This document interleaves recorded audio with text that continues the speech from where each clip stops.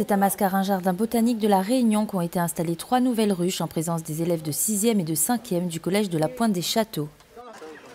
J'ai trop envie de le voir. Il va ouvrir donc cette partie-là et on sera dans ce qu'on appelle la hausse, donc la réserve de miel.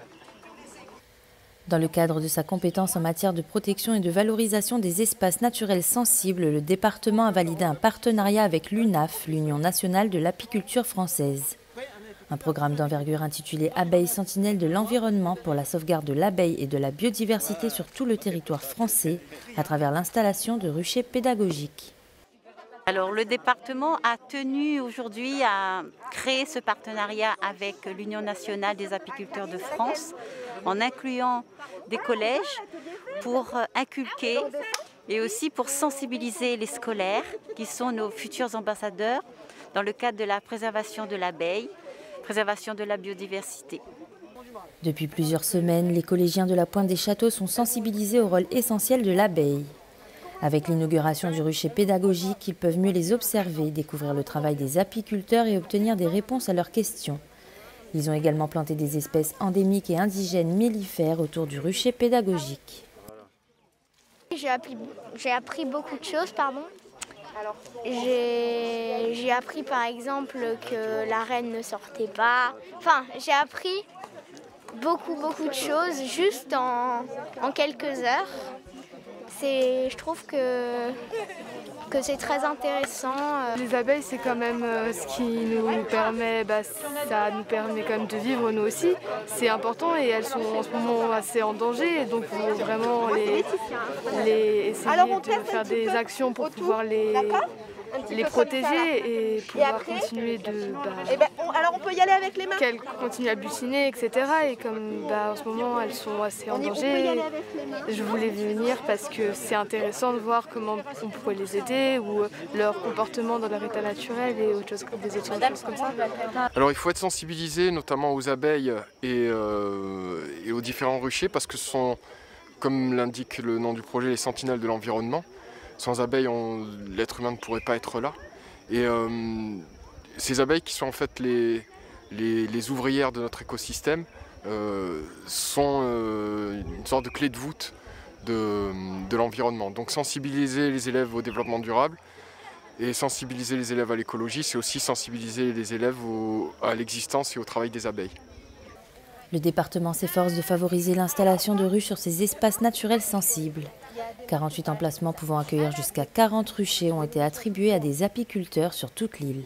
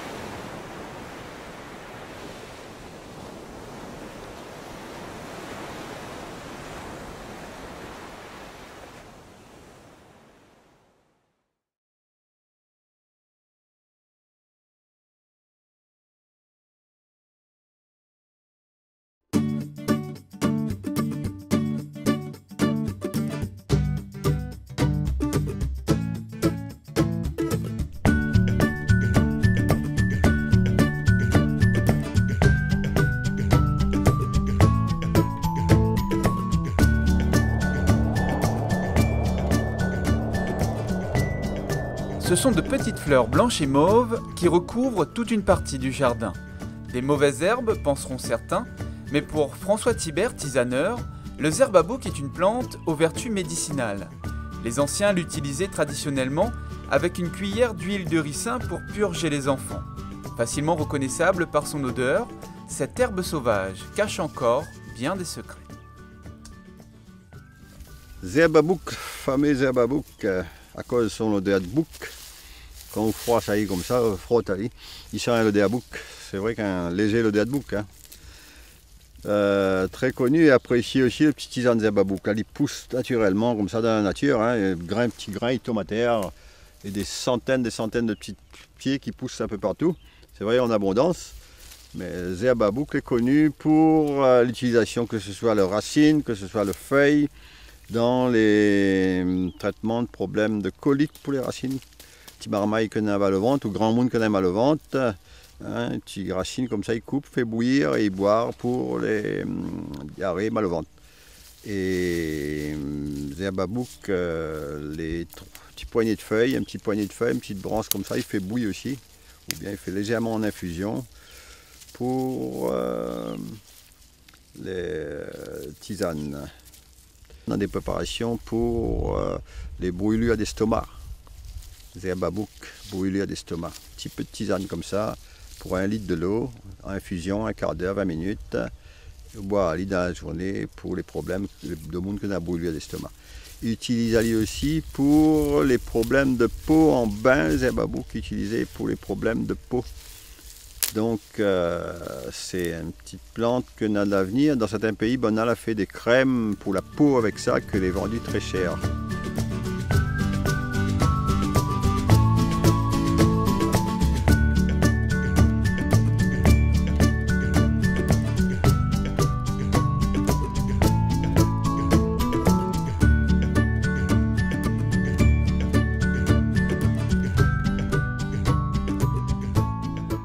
On a le choix, soit nous mettre carrément la tige comme ça dans une grande bouteille et puis nous mettre comme ça de tige de plante. Là c'est bois d'arnette que nous mettons dans macération d'une bouteille.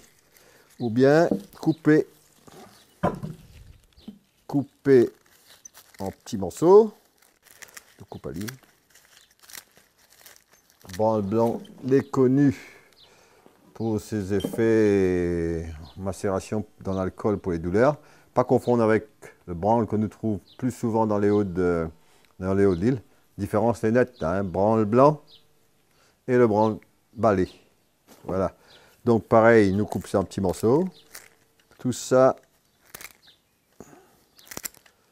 dans une bouteille avec de l'alcool dedans. Nous choisissons notre alcool pour mettre dedans. Quand on a assez de plantes dedans, il verse l'alcool dedans. À cette heure, nous va mettre un peu de l'alcool dedans. Bien recouvrir toutes les plantes.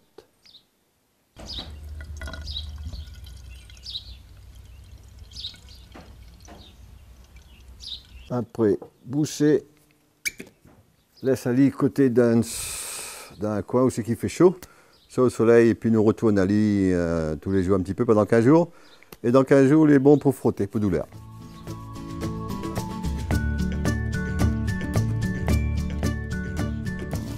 On a aussi possibilité, mettre à lit, comme ça de plantes ou hacher, mettre dans une bouteille l'alcool pour frotter contre les douleurs. Il fait à peu près le même, il a à peu près le même principe que l'arnica. Et l'IVO, l'arnica, ouais, pour les douleurs. Douleurs rhumatistes, douleurs à l'arthrose, pour frotter avec, frotte de monde avec. Voilà un peu pour zerbabouk.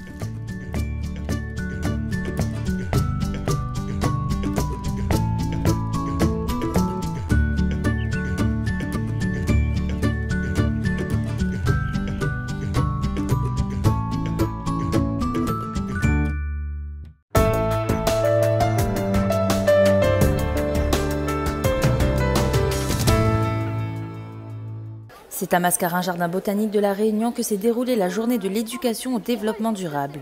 6 collèges et lycées sont venus dresser leur stand afin de présenter leurs actions. Mélissa, tu peux nous La consigne du stand, c'est détourner un emblème de McDonald's pour dénoncer la réalité de la malbouffe. Donc, ici, on a des produits chimiques. Il y a écrit Hungry Meal, ça veut dire que après qu'on ait mangé McDo, on a encore faim en fait. Ici, on a McDiabète, donc c'est pour montrer que ça donne vraiment de mauvaises c'est mauvais en fait pour l'organisme. Notre stand résume tout ce que nous avons fait au cours de cette année. Donc autour de la solidarité qui est notre projet. Donc par exemple pour la récolte de nourriture, c'est parfois des gens qui avaient acheté des conserves il n'y a pas longtemps et qui n'ont pas utilisé, qui n'ont pas consommé. Nous avons aussi une récolte de jouets pour l'hôpital, le CHU. Donc les anciens jouets, bien évidemment, ils devaient être en bon état, ont été donnés. Donc il y a effectivement une partie de recyclage. La première partie est composée de plantes, de plantation. On a ramené de la terre avec des graines qui viennent de chez nous, qui sont endémiques de notre collège. On a on a pris les fruits et après quand on les ouvre, on trouve des graines. On a le bois d'Arnette, le bois de Judas et le bois puant. La deuxième partie de notre stand, c'est donc le recyclage. C'est-à-dire qu'on a fait des jeux à partir de recyclage, donc plastique, etc. Nous avons aussi fait un lotokin, donc avec des bouchons que nous avons repris pour faire jouer les gens, pour les faire sensibiliser à la chose, etc. Les ateliers qu'on fait, c'est surtout basé sur le recyclage. On recycle du papier journal pour en faire des paniers tressés et des briques de lait pour en faire des petits porte-monnaies. C'est de ne pas jeter les briques de lait ou le journal à la poubelle et de lui donner une deuxième vie. Depuis plus de 30 ans, Mascarin Jardin Botanique de La Réunion accueille les établissements pour faire de l'éducation au développement durable. C'est donc tout naturellement que la collectivité a accepté ce partenariat avec le rectorat pour accueillir l'événement. On a aujourd'hui des projets qui sont portés par les collèges et qui représentent vraiment une richesse pour demain, pour la sensibilisation des plus grands, des plus anciens et même des plus jeunes au développement durable. Donc il y a vraiment un intérêt, c'est une mission fondamentale que porte le département au travers de Mascarin, d'éduquer, de sensibiliser les collégiens au développement durable, parce que ça concerne vraiment la préservation de notre biodiversité, la préservation du climat, le recyclage des déchets, les thématiques sont vastes et Mascarin est vraiment le lieu idéal pour ça. 71 établissements de l'île ont reçu ce jour-là leur label établissement en demande de développement durable.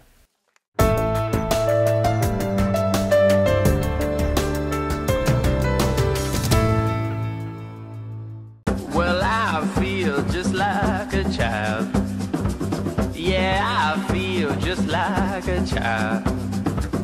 Well, I feel just like a child. Well, I feel just like a child.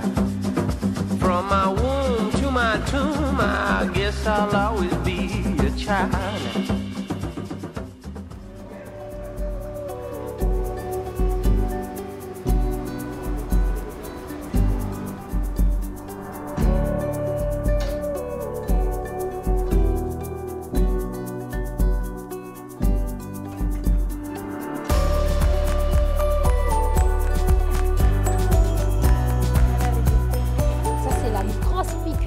Oh là là, pour le vaccin. Je suis Nicole Echardy, je suis éducatrice de jeunes enfants à la protection maternelle et infantile, la PMI, qui est un des services du conseil départemental. À la PMI, on s'occupe de l'enfant de sa conception jusqu'à 6 ans. En ce qui concerne le GAP, nous recevons des enfants qui sont accompagnés de l'un des parents entre 3 mois à peu près jusqu'à l'entrée à l'école maternelle.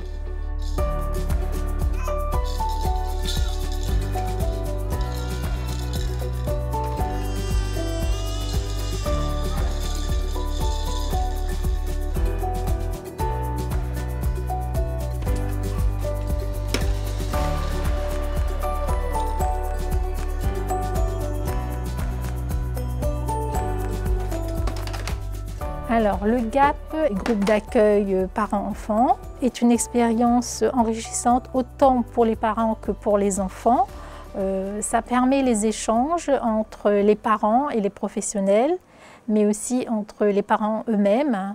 Nous sommes là pour accompagner les parents durant cette activité. Les enfants rencontrent d'autres enfants, et aussi aux parents de créer une meilleure relation avec leurs enfants et des liens beaucoup plus forts tout en jouant.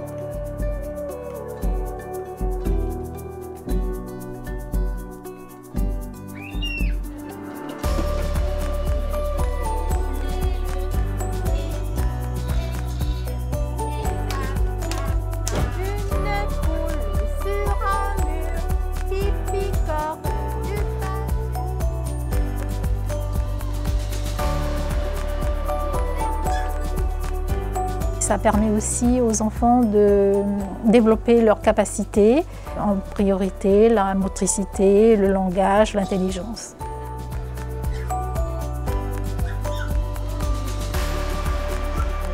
Les tout bébés restent sur le tapis pour jouer, ils évoluent selon leurs capacités. Ensuite, dans le groupe où les enfants marchent déjà, il y a des activités plus diversifiées. Comme aujourd'hui, nous avons fait de la peinture. C'est très joli. Ah, tu veux remettre sur moi, hein. C'est mieux de mettre là sur ta feuille, ça sera plus joli.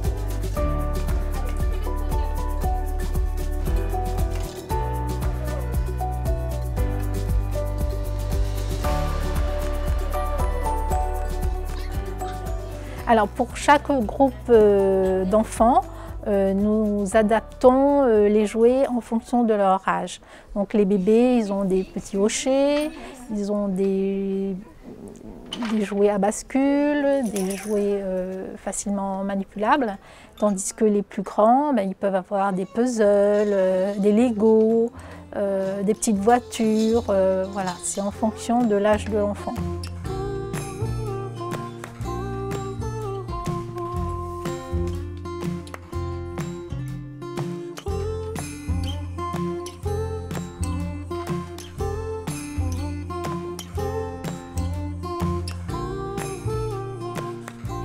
Pour les enfants, c'est un lieu où ils se familiarisent avec d'autres enfants, d'autres adultes, et c'est un début de socialisation.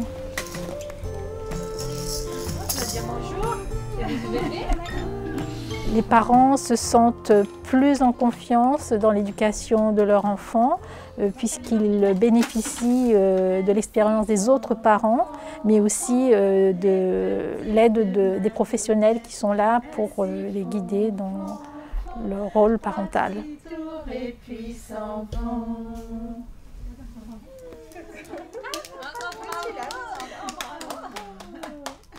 Pour s'inscrire à ce genre d'activité, il suffit d'appeler à la PMI de votre secteur. Les familles sont susceptibles d'être invitées à cette activité. Nous informons dès la naissance de l'enfant à la maternité par nos puéricultrices qui passent dans les maternités, les auxiliaires de puériculture qui vont à domicile et aussi en consultation de nourrissons. Cette information est donnée à toutes les familles et les familles intéressées viennent à ces groupes. Un petit canard au bord de l'eau, il est si beau, il est si beau, il est si beau qu'il est tombé dans l'eau. Tombé dans l'eau.